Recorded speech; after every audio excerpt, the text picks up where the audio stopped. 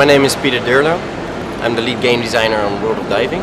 World of Diving is a multiplayer game. It's a multiplayer supported game that allows up to 4 players and even up to 16 players in party mode to dive together in various locations that are located all around the world. We actually try to make all the locations as realistic as possible. It's not a simulation though. We still try to keep it a truly fun arcade style game to make it available for everybody.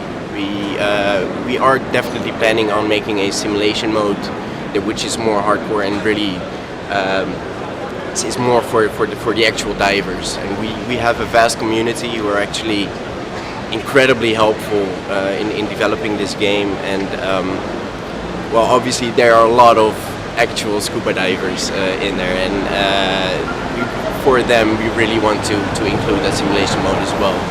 But obviously it's only a small group of people, and we feel that just creating that perfect atmosphere of diving with the Oculus Rift as well, which we will completely fully support, but still is an optional thing.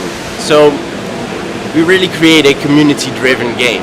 It's very important to us that the game will keep on growing, and even though us ourselves, we put in a lot of effort to create new content, or we're only a small team, and we feel like World of Diving could be so much bigger than we could possibly create by ourselves. So therefore we actually created some mission tools, a tool set that allows for the creation of user-generated content. We're actually in the early access version of the game. We're actually going to include the first version of this scenario builder, which allows people to create objectives, place new objects that they have to take photographs of. They can add a storyline to it, and it's really meant to create a toolset for treasure hunts, for instance. But eventually in the future, not in the far future, pretty soon, we're working really hard on it. We're actually going to add like missions, race missions, and collect items, actually salvaging of items that people have placed by themselves that have physics on them. It's like a whole experience of actual divers, of what they can do. When it came to actually designing this toolbox, we haven't really spoken a lot with the community, because it's like the core tool set that we're providing right now, but we get a lot of feedback from the community of what they would like to see and what they would like to do, and we try to create the tool set that allows for them to actually create missions that they would like to do. We actually have some testers within the community that actually test the tool set right now. And we're getting great feedback about it, and it's still some hard work to do, of course, but we're very confident that it's going to work out pretty well, and we always keep listening to the community. So as soon as it's out, we're quite sure we're going to have a whole list of feedback that we will take into account in order to improve the toolset. Eventually you're going to be able to actually, we already work on the friend list, and it's also going to support the Steam friend list, and it should be really easy to actually follow users around. So they don't even have to be your friends. You just follow a user. If he makes like great missions, you can actually easily follow him. Within every level, you actually have so we have the levels where you actually create the missions in, obviously, and when you've created those missions and you actually publish it to the community so everybody can actually play that mission, it will be added to the community terminals that are located across the entire area.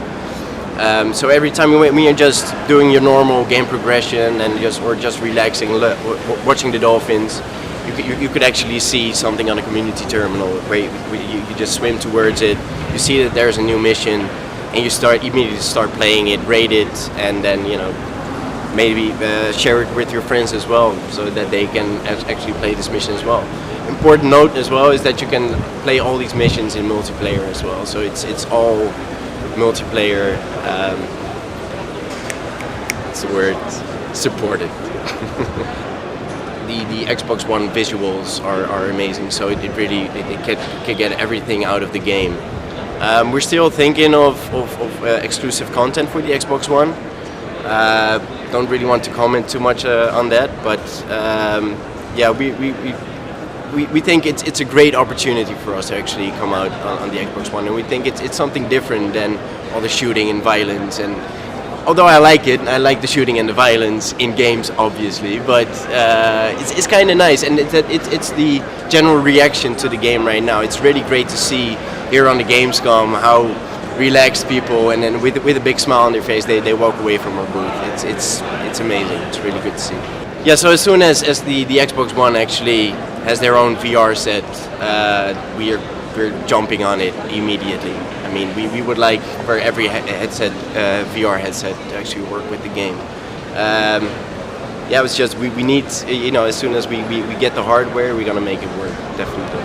So as well as Steam VR, Steam VR obviously is a big thing for the VR community. We're working hard on it to actually make that work completely, and we're really close to actually achieving that. We're working really well together with Steam as well. They've been a great help to us, and yeah, it's really great to see to actually get into that VR world and starting up your game and just dive in. Obviously. Pun intended. Unfortunately, I cannot comment on the whole Morpheus thing. It's obviously we're excited about the Morpheus, but we cannot. That's all we can say about it.